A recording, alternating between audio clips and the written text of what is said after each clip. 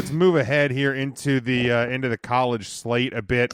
And there was already some changes, and this was something we talked about last week when we previewed these both college and NFL seasons, and we've talked about it with baseball, and we've talked about it with hockey and stuff.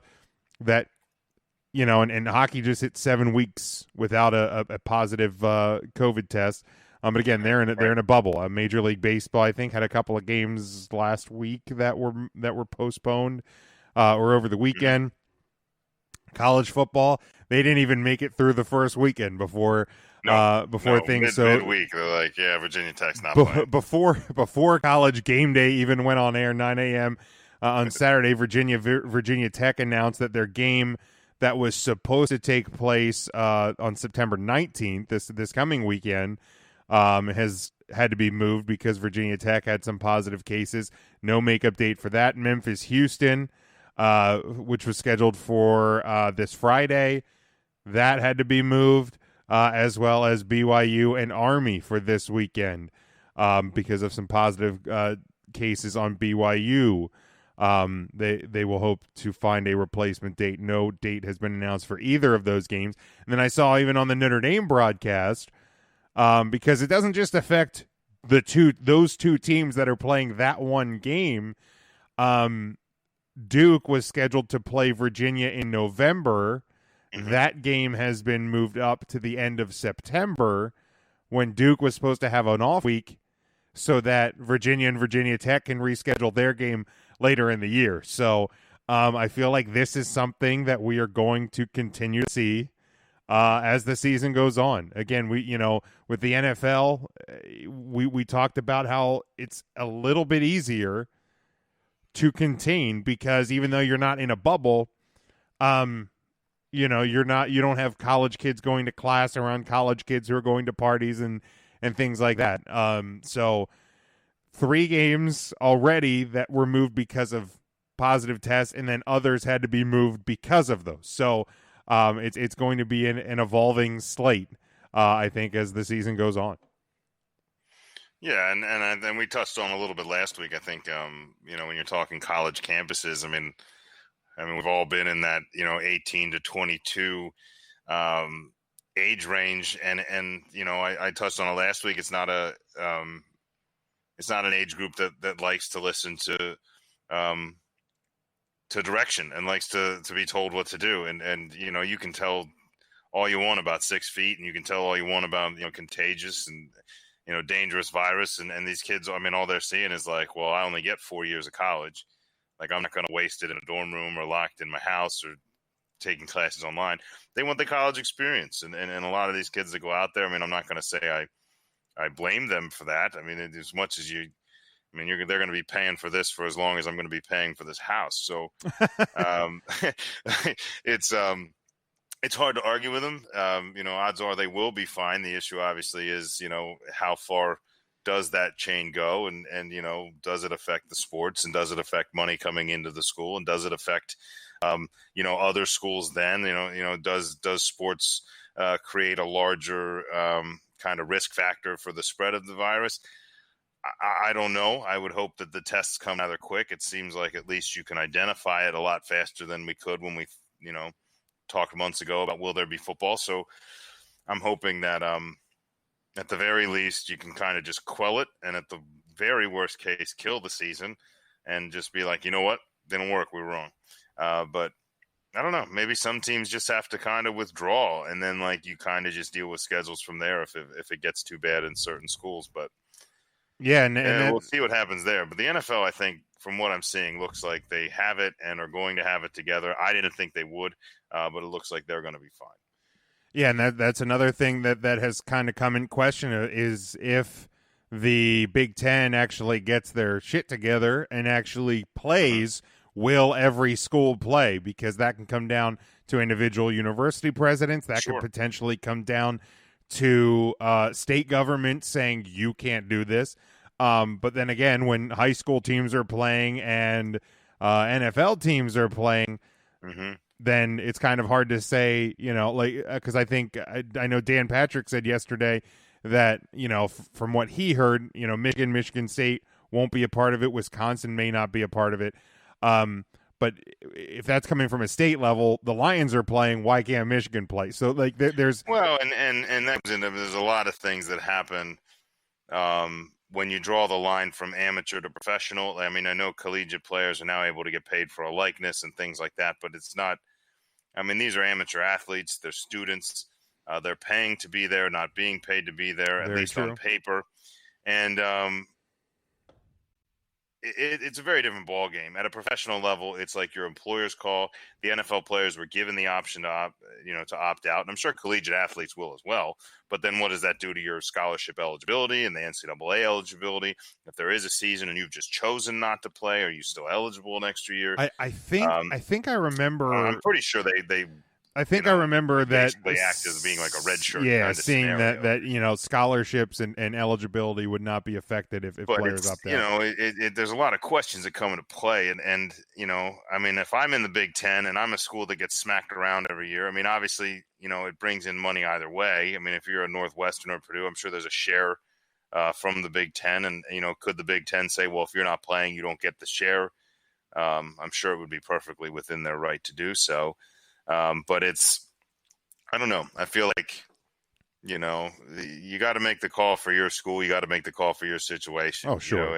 And every state's unfortunately, different. the deep South, where it's the worst and it's been the worst, is the one section of the country that's like, we're playing no matter what. And we joked a few weeks ago. We saw that meme that was just, if back in March, if they'd have said, just stay in your house for 3 weeks and the college football season will be fine, the whole South would have just locked up for like 2 months. Nobody would have moved. They'd have been like, all right, well, we're in. Yeah. What do you mean? Go Bulldogs. Like Roll Tide. I got to have my football. Roll Tide. Yeah. But I don't even know if that's accurate because, Saban's telling people, if you want a college football season, wear a mask, and there's videos of people just outside of bars and stuff in Tuscaloosa, just enjoying life. I did see on Twitter from multiple sources, it doesn't look like a Big Ten decision will come down tonight. Gotcha. Potential vote tomorrow. We were hoping to be live when it happened. I was hoping. I always like when breaking news happens, but I did see a tweet earlier from Brett McMurphy. He said, when or if the Big Ten announces plan to play, first option is to play 8 games in 9 weeks, starting October 16th and 17th. The Big Ten title game would be December 19th, which would be the day before the college football playoff final rankings. If they can't start the 16th and 17th, they would push back the start to the following weekend. Which, I mean, that's the thing. You can, they are in a race of time to try to get to get in, and hopefully somebody will pass the eye test. I mean, obviously with the Big Ten not playing right now, they're starting to get dropped from the rankings, and you're hoping that you can get a product on the field and potentially, your best bet, Ohio State, possibly Wisconsin, possibly, a Michigan if they play, and if they would go undefeated through that schedule. One of those you would hope would pass the eye test enough that an 8 or a 9 win team would be able to get in. I think a Big Ten team would have to go undefeated to be able to get in over a ACC or SEC or Big 12 team that has played 11 or 12 games by the time the conference play. Yeah, but you got to ask yourself. I mean, is that as far as when it comes to the BCS decision and the playoff decision, like, I mean, you have to factor that in, and you hope they would. But if say Clemson would have come out and dropped one early, but gone on a run that probably would have left them in the run for the playoffs, and now you just add a conference that may or may not. I don't want to say rig their schedule. I don't think they'll rig it, but if some teams are opting out, how hard is that schedule? You go 9-0, somebody goes 10-1. Like, I don't know, depending who teams lose to. Yeah.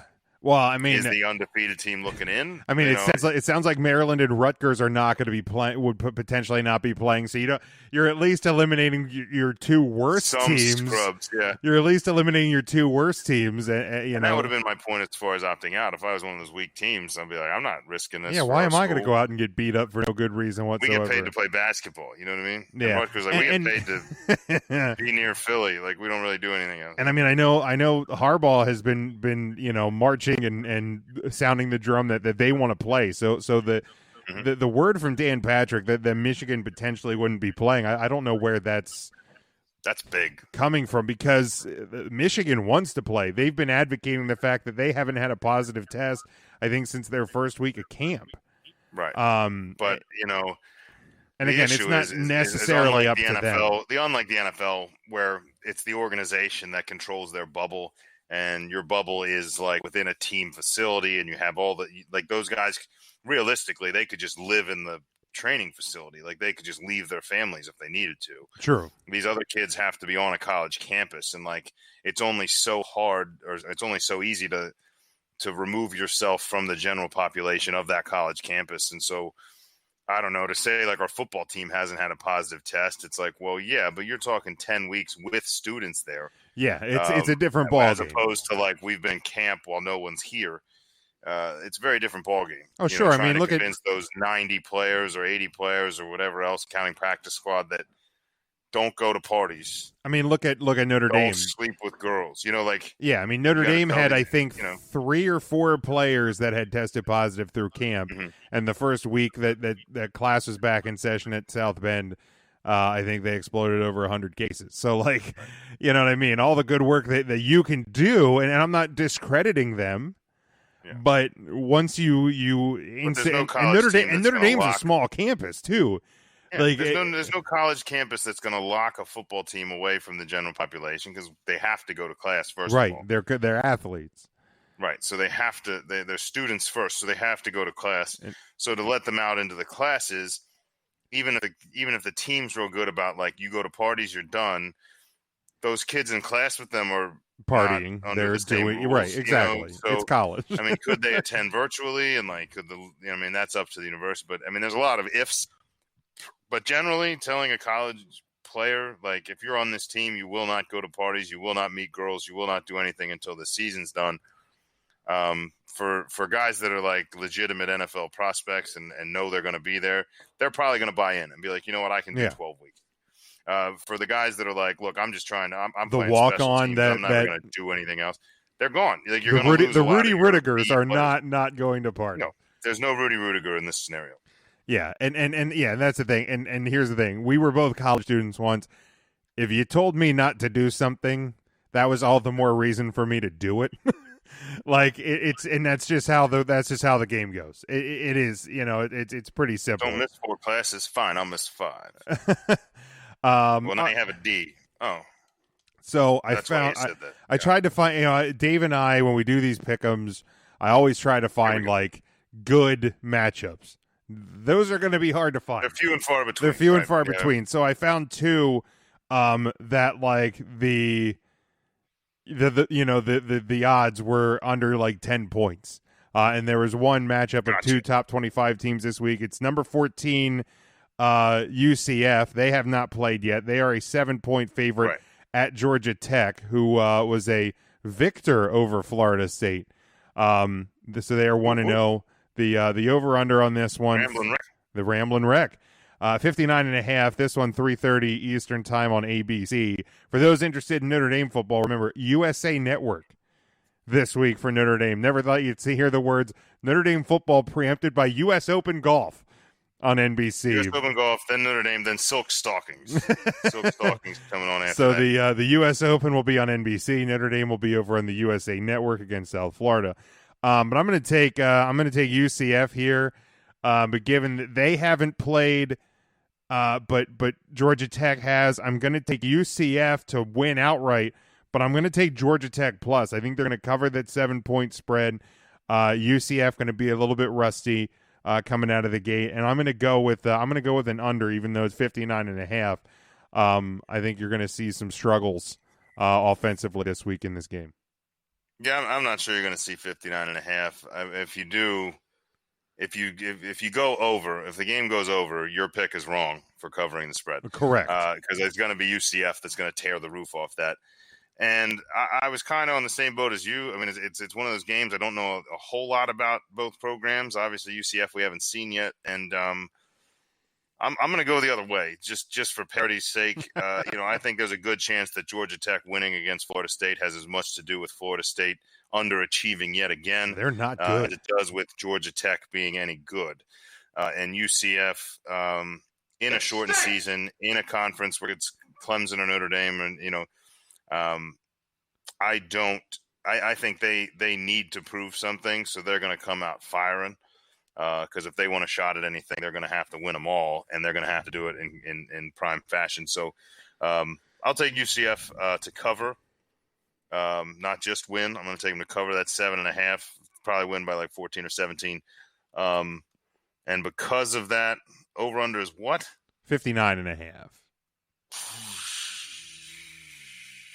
I'm still going to go under. I think they're going to cover it, but both teams are not going to score enough. I don't think Georgia Tech puts up enough points to they only scored 16 on Florida I think State. like maybe because even if they scored 10, you still need 49. No, and Florida State's bad. Thing sucks. Then we got he's right. He is right. Then we have the Miami Hurricanes, number 17 in the country. They are 1-0. They're going to Louisville, who's number 18 in the country. Louisville. I don't know if Jake's still with us, or I don't know if we're saying it right. Probably not. We've been rambling way too long about COVID. He's gone. He was hoping to hear some NFL talk, find out if we're going to talk about the Denver Broncos. Big Broncos fan. Ooh, Broncos fan in Florida. I got a friend who's a Broncos fan, lives in Tennessee. Broncos fan from Kentucky and Florida. Boy, that was a heartbreaker for the Broncos last night. Louisville 1-0. They are a 2.5-point home favorite. Over under on this one is 62. This is your night game, 7:30 Eastern time. I like it as a night game. That was well played. Yeah, no, I like this one as well. This is your only marquee matchup of the weekend. I will tell you that much. I like Louisville at home. Basketball? Is it what is it? Basketball? Basketball, baseball, one of the two. Anyway. I'm going to take Louisville to cover the 2.5. I think they're going to win outright, and I'm going to take the over. I think, when you've seen these two teams over the years, sometimes defense is kind of optional, which happens sometimes in these big games. And I think early on in this season, it's going to be. I feel like some of these games are going to go one of two ways. Either there's going to be all scoring or no scoring. So I'm hoping Saturday night under the lights. I don't know if there's fans at Louisville. There you go.